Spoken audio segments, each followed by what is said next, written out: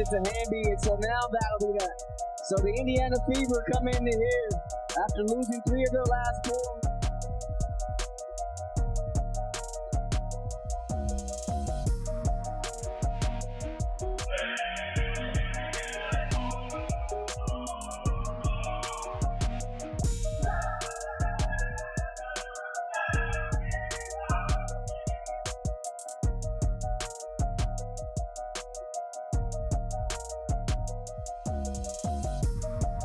The Indiana Fever just escaped LA with their toughest win of the season, but it almost got stolen.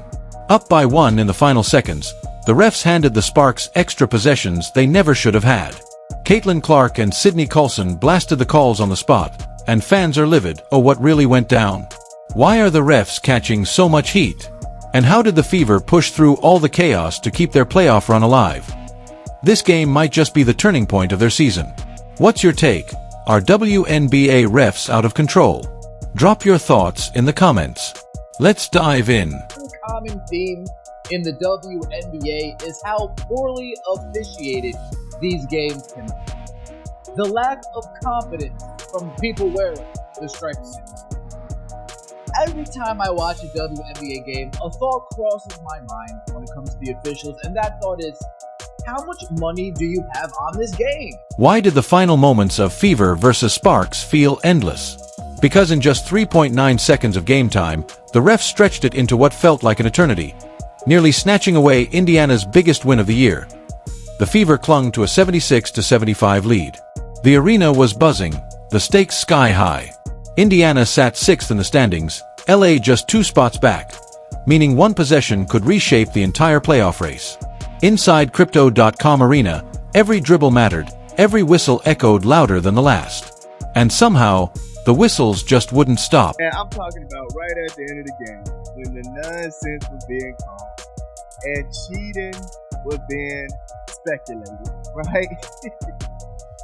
Everybody was looking like how CaitlinClark was looking by the end of that game last night with the Indiana Fever and the Los Angeles Sparks. Everybody was looking just like this, man. What in the world was going on? It began with the Sparks hunting for one last chance to steal it. But instead of letting the players decide the outcome, the refs kept inserting themselves. The clock mysteriously reset. Contact on one end was whistled, while the same bump on the other went ignored. Even when Indiana forced turnovers or played flawless defense, Los Angeles somehow walked away with yet another inbound. These weren't long possessions, but each stoppage dragged the game out, and each call tilted the floor. Fans couldn't help but wonder, just how many lifelines were the Sparks going to get? Let's take a look at it. All right, now it was 0.6 on the shot clock when this happened. Okay, they had the ball, they were running around. I thought the game was over. Honestly, I thought the game was over, but they ended up calling the foul, saying, "Oh, the game is still going on." All right, whatever. They got cool. So Kelsey Mitchell, she goes to the free throw line, right?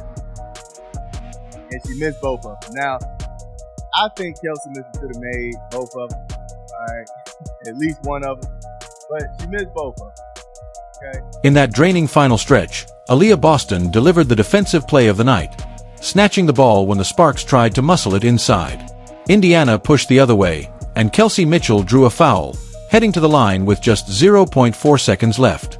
Her first free throw clanged off, which should have ended things. Instead, the officials bizarrely granted Los Angeles another inbound with 0.1 seconds showing. Fever fans erupted online. How in the world can a team run a real play with less than a blink on the clock? Man, there is no way. Right at the end of the game, you should be on top of it. You telling me you're not paying attention to when some hands touch that ball? Come on, man. And then to reward them with the timeout, like, man, that's crazy. Look, CaitlinClark, like, what is going on here? I know it. Caitlin ready to run the floor, fam. She's like, no.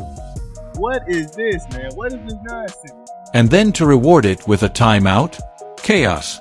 Even CaitlinClark was caught on camera baffled, her face saying what everyone else was thinking. What is this nonsense? This wasn't just paranoia either. The league has already seen questionable finishes all year, strange timing resets, soft crunch time whistles, and endless replay confusion. Indiana just looked like the latest victim in a growing pattern of head-scratching officiating. Clips of the 0.1 inbound exploded across social media, with fans blasting the league for embarrassing itself again. Put 0.1 on the shot. 0.1 on the shot clock. What are we doing? What are we doing? I mean, this is nonsense. How do you even have time to do anything? How do you even have time? And yet, the Fever refused to fold. No matter how many lifelines the Sparks were handed, they couldn't cash in. Boston held her ground at the rim, the ball ricocheted away, and at long last, the buzzer sounded for real. It felt less like a win and more like survival, a test of how much nonsense Indiana could take before finally earning the reward. Missing their biggest star and 3 other key rotation players, the Fever still found a way to grit out the biggest victory of their season, to win a game that shifts the playoff race. That's exactly what Indiana pulled off against the Sparks. And they did it without CaitlinClark, still sidelined. Without Sophie Cunningham, one of their most reliable scorers. Without Sydney Coulson and Ari McDonald, guards who normally provide energy and ball-handling depth. Even Lexi Hull stepped on the court with 2 black eyes from a head-on collision last game, a walking symbol of toughness. On paper, the Fever looked too short-handed to survive. Most assumed this was LA's chance to bury Indiana's playoff hopes. Without Clark shooting, Cunningham spacing, and the backcourt rotation intact, it looked like a mismatch. But basketball doesn't always follow the script. And on this night, a veteran guard decided to write her own story. Odyssey Sims. Open 3. Knocked it down. Offensive rebound. Turned it into points. Fast break. Finished through contact. Sims carved up her former team, piling up 21 points and attacking the rim at will. When the Fever needed composure in crunch time, she delivered the final 5 points herself, sealing the win and silencing the crowd. It wasn't just about beating the Sparks. It was about surviving injuries, fighting through chaos, and proving experience and poise can carry a team when everything else seems stacked against them. In a season full of questions, Odyssey Sims gave Indiana answers when they mattered most. The Fever closed on a 7-0 run, and it wasn't just one player carrying them, it was their core stepping up in every way. Aaliyah Boston once again looked every bit the franchise anchor. Her impact went beyond points and rebounds. She owned the paint, walling off drives, forcing awkward shots, and ripping down boards against double teams. On offense, whenever Indiana stalled, Boston steadied them with bruising screens, post touches, and second-chance buckets. Without her presence, that chaotic fourth quarter likely swings the other way. Then there was Lexi Hull.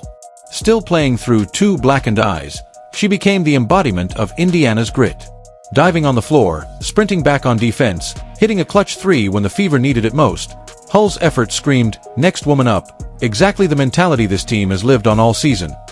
And while Kelsey Mitchell wasn't flawless down the stretch, her relentless scoring pressure set the tone all night. Even when shots rimmed out, the Sparks had no choice but to adjust to her, which opened lanes for Boston inside and Sims on the attack. It wasn't pretty, but it was everything the Fever needed: toughness, resilience, and a reminder that this team is far more than one superstar.